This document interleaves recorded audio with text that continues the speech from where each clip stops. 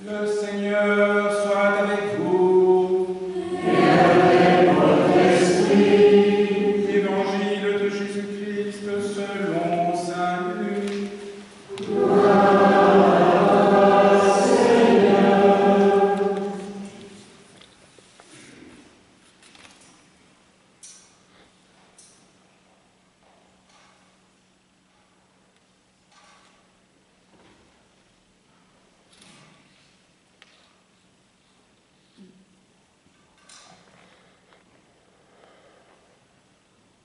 En ce temps-là, entré dans la ville de Jéricho, Jésus la traversait. Or, il y avait un homme du nom de Zachée. Il était le chef des collecteurs d'impôts et c'était quelqu'un de riche. Il cherchait à voir qui était Jésus, mais il ne le pouvait pas à cause de la foule, car il était de petite taille. Il courut donc en avant et grimpa sur un sycomore pour voir Jésus qui allait passer par là. Arrivé à cet endroit, Jésus leva les yeux et lui dit « Zachée, descends vite. Aujourd'hui, il faut que j'aille demeurer dans ta maison. » Vite, il descendit et reçut Jésus avec joie. Voyant cela, tous récriminaient. Il est allé loger chez un homme qui est un pécheur. Zachée, debout, s'adressa au Seigneur. « Voici, Seigneur, je fais don aux pauvres de la moitié de mes biens, et si j'ai fait du tort à quelqu'un, je vais lui rendre 4 fois plus. » Alors Jésus dit à son sujet, « Aujourd'hui, le salut est arrivé pour cette maison, car lui aussi est un fils d'Abraham. En effet, le Fils de l'homme est venu chercher et sauver ce qui était perdu. » Acclamons la parole de Dieu.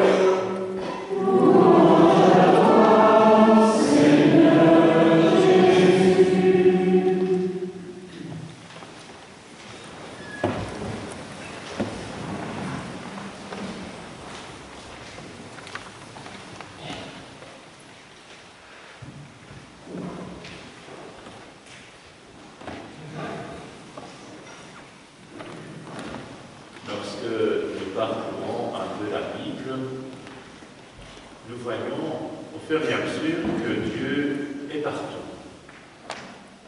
Dans le livre de la Genèse, Dieu vient parler à nos premiers parents et leurs enfants offrent quelque chose, font des offrandes à Dieu qu'on imagine dans les cieux.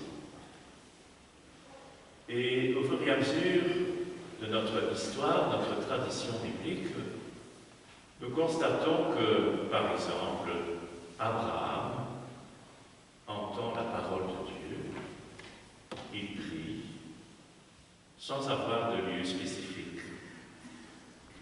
Et quand les Hébreux sont sauvés par le passage de la mer Rouge, ils vivent au désert, Moïse parle avec Dieu sur une montagne, et à un certain moment, on construit une tente dite de la rencontre, dans laquelle on dépose l'arche d'alliance, le signe que Dieu fait alliance avec son peuple. Et cette tente accompagne le peuple dans la traversée du désert. On n'est pas avec une tente fixe, on fait 50 km puis on revient vite pour l'office du soir. Dieu, dans la tente de la rencontre, accompagne son peuple et il en a des signes visibles le jour, la nuit. Quand les Hébreux sont enfin arrivés dans ce qui était promis, un beau jour, le roi David se dit « Mais j'habite un palais et Dieu est dans une tente de toile. » Il pense qu'il devrait construire un temple, mais un prophète vient lui dire Salomon, c'est la première lecture d'aujourd'hui, a fait construire le temple, et Salomon qui dit « Nous savons que tu résides dans les cieux, mais tu es tellement bon pour nous que tu viens habiter dans cette maison. Et Dieu manifestera sa présence. » Lorsque, après des siècles, le temple est détruit, reconstruit, au temps de Jésus restauré, qu'est-ce que Jésus fait? Un beau jour, il entre dans le temple de Jérusalem, il en chasse tous les vendeurs. Ne faites pas de la maison de mon Père une maison de commerce. Le temple est fait, là où Dieu se manifeste, là on vient le prier, là on offre des sacrifices, on fait des offrandes, était devenu la grande surface de Jérusalem. Détruisez ce temple, en 3 jours je le relèverai. On comprendra plus tard. Mais désormais, c'est dans le Christ que Dieu manifeste sa présence. C'est dans le Christ que l'on voit en quoi consiste l'offrande, la prière. Et ceux qui envoient des lettres, l'apôtre Pierre, l'apôtre Paul, diront que nous sommes devenus le temple de l'Esprit Saint par notre corps, baptisés, initiés. Et nous sommes aussi des pierres vivantes d'un édifice spirituel dont le Christ est la pierre angulaire. C'est notre vie unie au Christ qui est une offrande à Dieu.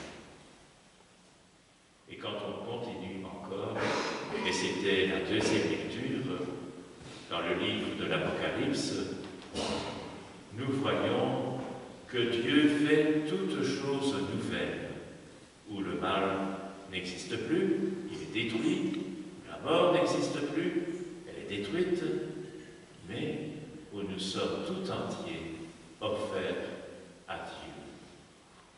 Et de temple dans la Jérusalem céleste, il n'y a plus.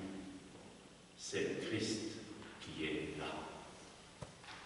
Alors, frères et sœurs, quand nous faisons ce bref parcours de la manière dont Dieu fait alliance avec son peuple pour y résider, et bien souvent, nous avons cette formule « Dieu est au milieu de vous », donc il ne faut pas nécessairement le chercher ailleurs, il est au milieu de nous.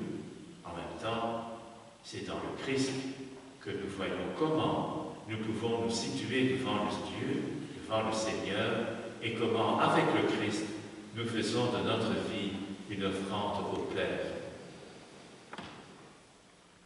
Les premiers chrétiens ont célébré l'Eucharistie. Ils formaient une assemblée, qu'on a appelée à un certain moment Église. Et c'est dans ce type d'assemblée, en célébrant l'Eucharistie, que c'est encore approfondi comment nous faisons de notre vie une offrande à Dieu et comment le salut est déjà manifesté au milieu de nous. Aussi, le passage de l'évangile de Luc avec Zachée nous aide beaucoup à approfondir cela. Zachée veut voir Jésus. Et il monte dans un arbre parce qu'il est petit. Jésus le voit, lui demande de descendre. Il veut aller chez Zachée. Et à un certain moment, il dit « Le salut est entré dans cette maison ». Jésus nous montre comment le salut entre dans notre maison. Et aussitôt, Zachée comprend tout.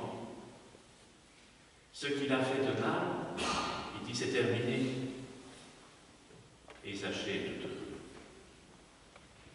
Alors nous, en célébrant le centenaire de dédicace, nous pensons à tout cela et nous sommes vraiment heureux que le Seigneur vienne au milieu de nous, par l'Eucharistie bien entendu, mais aussi par toutes sortes de signes par lesquels il manifeste sa présence. Et un des signes est le fait d'être en assemblée priante qui accueille le Seigneur. Et puis, chaque fois que nous célébrons la liturgie, quelle qu'elle soit, on nous montre ce qui se passe au ciel. Nous vivons tout cela de manière anticipative, nous disent les textes. C'est-à-dire, nous voyons un peu ce qui est promis et ce qui sera vraiment plénier au retour du Christ à la fin des temps. Nous ne comptons pas les jours, nous y croyons. Et du coup, quand nous regardons un peu en quoi consiste notre témoignage de disciples du Christ, notre témoignage comme communauté, comme assemblée, nous regardons le monde dans lequel nous vivons, dans lequel Dieu nous a placés, chacun, chacune, avec une vocation, un appel personnel. Et nous voyons comment nos assemblées peuvent devenir signes de l'action de Dieu, du salut en ce monde.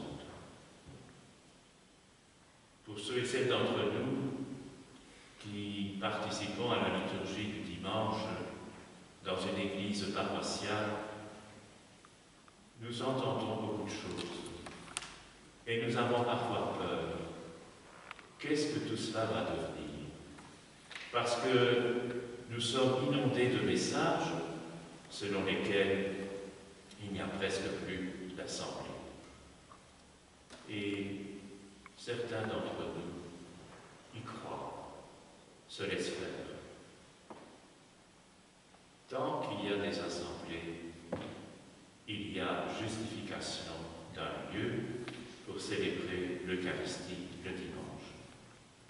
Et quand on regarde l'avenir et qu'on ne pense que budget, n'oublions pas que ces lieux ne sont pas seulement des lieux pour une assemblée, mais sont devenus, avec les siècles de temps, autre chose.